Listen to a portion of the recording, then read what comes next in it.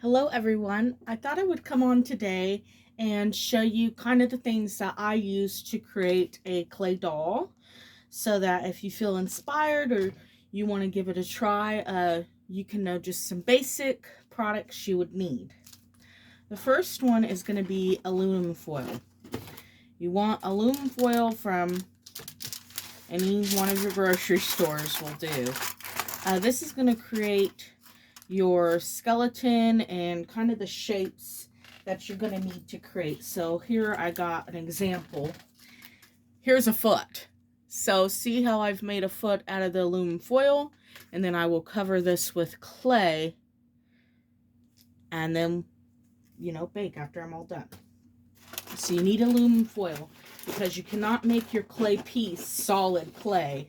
It wouldn't bake all the way through. You would have a lot of cracks. You just don't want to do that. So the clay that I use, that I find is the easiest to use, well, I've only tried one polymer clay, so my knowledge on all this is very limited because I've only sculpted 3 dolls, and I've only used one kind of polymer clay. So the only polymer clay that I have used is Super Sculpey Living Doll. I got it in the baby color. And yeah, that's what I use.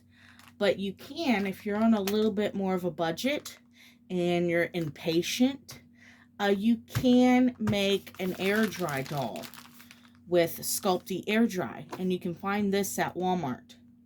You have to work pretty fast. I think it dries in like 2-3 days. But you can sculpt with Super Sculpey, Sculpey Air Dry. You use water while you're sculpting to smooth and create all your pieces.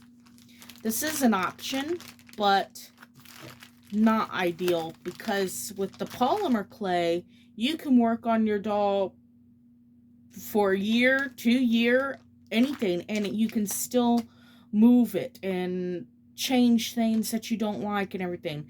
I bake at the very end when I've got the face that I want. I sculpt everything I want to sculpt with my polymer clay, and then when I'm finished sculpting, I bake. But I can take months, a year if I wanted to. This doesn't dry out, whereas this will. And even though it doesn't dry out, I'm not sure totally. I put it in a bag as I'm sculpting. So I'll put this in a Ziploc bag after I open it. So those are the clay options that you have. You want to do a real quick project, you use this. You're impatient or on a budget because this is cheaper, I think. I'm not sure. And then this is going to give you a more professional finish. Another thing you're going to need is some clay tools. Now you can get a kit at on Amazon. Just a basic kit. Here, let me show you the one that I got. I got this one. I think I got it for $20. Amazon. It's a whole kit of all, and these were in there too, of sculpting tools. And I tell you, I've only used these tools. I haven't even tried all the tools because there's just so many. There's such a variety, and you want to try and see what you're comfortable with using. These are my favorite, and those are the ones I keep out. And I just kind of keep this put away to the side. So, yeah, you want some tools. My most favorite tool is these. This is probably my most used one, as well as this one for tighter areas. Another thing, you can use all different kinds of things as tools. You can use a spoon if you wanted to, kind of thing. Another thing that I use, though, as one of my tools is I use like a bobby, this is not a bobby pin. This is a push pin. I use this a lot. This one has a butterfly at the end, but I prefer the one that had a ball at the end because then I can also use the ball end for it. So I'll show you a work in progress doll that I've got.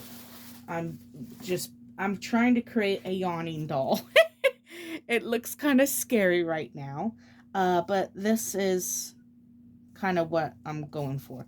And as you can see, I've created the foil skull, and then I'm adding the clay to that, and then working from there.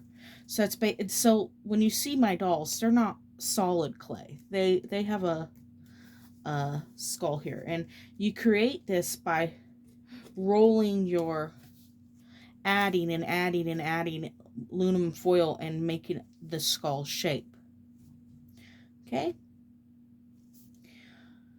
So that's just kind of the basic stuff that you need. All the other stuff is extra. Well, you do maybe want a stand of some kind to put your doll on, because I create a hole.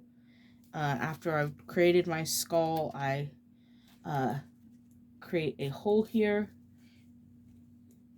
and so that I have a stand to put the doll on. If you want to do something more smaller, here, I can show you two little small ones I'm working on. And I do wrap mine up. I use puppy pads all the time for painting and for sculpting. And I just plop this over, and it keeps kind of the dust at bay. You're not going to keep dust completely off your product. I've learned to live with the dust issue. I just work, and then at the end, when I'm ready to bake the doll, when I've got everything done that I wanted to get done, I take Q-tips or cotton swabs and alcohol, and I lightly clean the surface of the doll, and it smooths it too. You don't want to drench it or anything like that, because it eats away the clay. So I just clean the clay that way at the very end. You can throughout too. So these are some mini ones I'm working on. So see, there's their foil head, and yeah, there's somewhere. And this one's not anywhere yet, but this one's got a pretty good base. Here, I'll hold them up. So those are just some work in progress. But I have not found that my polymer clay will dry out. It is hard to work though. You got to soften it and get it hard. I mean, you got to, because it comes pretty hard. See how? And you got to soften it and warm it up to make it do what you need it to do, kind of thing. So that's basically what I use for sculpting. Also, another thing you're going to need is you're going to need this. You can get this at Walmart for $1. Maybe even Dollar Tree. But you're going to need to test your oven, because you're going to need to bake it at 275 degrees. I bake my dolls at 275 degrees for 30 minutes. That's what I bake mine at. And you're going to need to test your oven prior to make sure that it goes at the right temperature, because I have this little convection oven. I'll show you. See my little convection oven? Now, I take all that stuff. It's decorated, but I take all that stuff off of there when I go to bake. So you don't want anything on your oven. And I don't want to be cooking all this stuff in my oven that I cook with. Plus, my cooking oven is not very reliable as far as temperature, I want to say.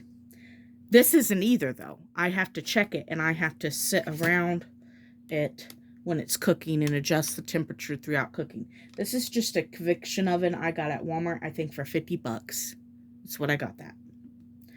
You can get nicer ones. Anyway, it came with mini trays. I didn't need them all, but I used one of the trays that the oven came with.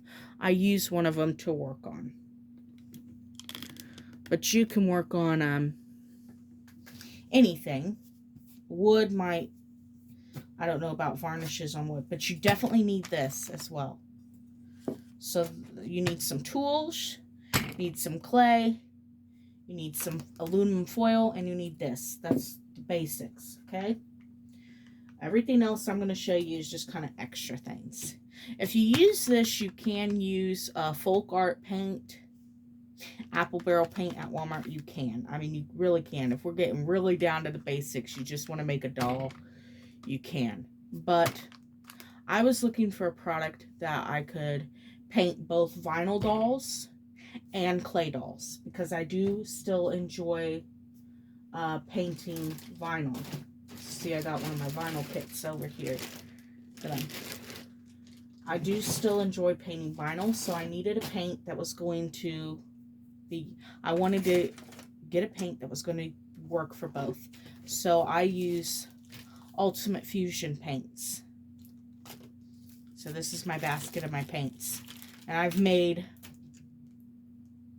3 dolls, and I still got so much paint in these. So, I mean, and so much sealer left. Well, I got it right there. No, I haven't made 3 dolls. I've made 4 dolls, because I did make a vinyl. So, the paint's lasted me quite a while. I'm very happy with Ultimate Fusion and my results with it. So, that's my paint that I use. As with any kind of new endeavor, it takes a little money to get started. But like I said, I've shown you the basics of what you're going to need with these items. And just have fun, okay? With this, you have a limited time to have fun with air dry, okay? It is a little stressful because you have a limited time. With Super Sculpey, heck, you don't like your nose? Well, take it off and try again.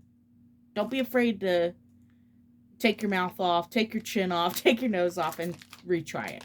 Because with Super Sculpey, it's not permanent until you bake it. Okay? So you can try and try and try if you want. So, yeah, that's what I use. With painting with Ultimate Fusion, you want distilled water. I've got distilled water back here, and I put it in this little thing.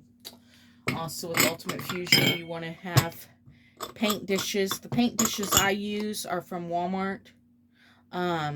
They sell them in the little dishes aisle, and they sell all these little ones. These are, I think, Pioneer Women ones. Maybe not. What are these? I don't know. Just some plain old... They had a butterfly. That's why I thought it was Pioneer Woman. I think these were 50 cents. So you don't need a whole lot to just get started. I like to have some type of tablecloth on my table. Of course, when you're all done and you paint your doll, you're going to need a cloth body, weighty material, that kind of stuff. But, yep, that's the basics. And this one is my favorite tool. This one is a tool I like as well. I typically use this section, but I do like this tool. But anyway, I hope that inspires some of you just to go for it. Get started. You know, one of my biggest regrets is holding myself back. I've wanted to do this for a while. I felt the call and the pull that God placed in my heart to sculpt. I mean, he knows what he's doing. And I felt that interest and that desire to sculpt.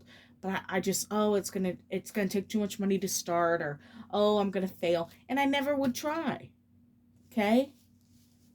And then one day I told my husband about it, and my husband was like, what? You could totally do that. And definitely encouraged me to get going. So I'm going to be that person for you. If you have the desire to do it, you have the passion for it, you want to create your own babies, go for it.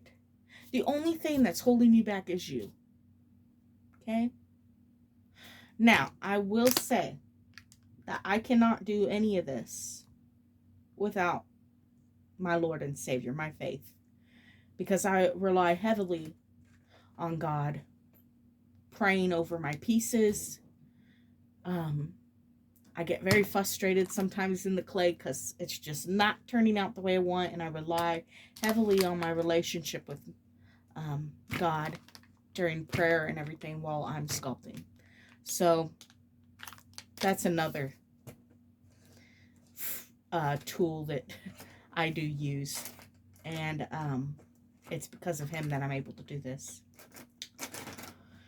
Well, I hope you all have fun and maybe give it a go. And see, I'm excited to hear if any of you try it, and excited to see what you create. And maybe you can just send me a picture on Instagram at Spillman Sweeties. Spillman Sweeties on Instagram and Facebook is where you can find my art. And you can send me some pictures of your progress, or if you need help or something like that. Now, I want to remind you, I'm a beginner too. Okay? I'm a beginner too. But I got some basic information. You also would need a good grid on your phone, an app that grids photos, because that's going to help you determine if your face is symmetrical. So after you work on it, and you'll need to know which eye needs to go higher, which nostril needs to go lower, or whatever, you know. So a grid app on your phone is very good to grid the photo. So you take a picture straight on, and then you grid the photo to see where you need to lift an eyelid or something like that, because you want it to be symmetrical. Anyway, all right, I'm gonna make it. That's the end. I could ramble and ramble and ramble, but that is the gist of what you want to do here. And I hope you all have a wonderful day. Let me know, comment down below if you're going to try and you're going to get some products and try to sculpt. I'd love to know. All right, talk to you all later. Bye-bye. God bless you. Bye-bye.